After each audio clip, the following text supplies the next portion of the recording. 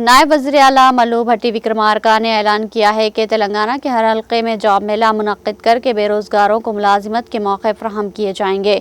उन्होंने आज खम्भम जिले के अपने हल्के इंतखाब वायरम में मुकामी रुकन असम्बली रामदास नायक की निगरानी में मुनक्किदा किए गए मेगा जॉब मेले में मेहमान खुसूसी के तौर पर शिरकत की और इफ्तिताह किया। इस मौके पर उन्होंने बताया कि हुकूमत पिछले साल के दौरान 59,000 अफराद को मुलाजिमतें फराहम की गई और मज़ीद 30,000 अफराद को भर्ती का अमल जारी है।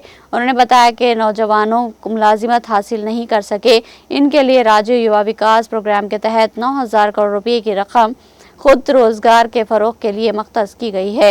नायब वज़ीर आला भट्टी विक्रमार्का ने कहा कि तेलंगाना हुकूमत तमाम मुमकिना रोजगार के मौके फराहम करने में पेश है, जो कि किसी दूसरी रियासत की हुकूमत नहीं कर रही। उन्होंने मजीद कहा कि इस जॉब मेले में संगारनी कॉलेज, कोयले की कानों से मुतल्लिक मुलाजिमतों का भी बंदोबस्त किया जाएगा।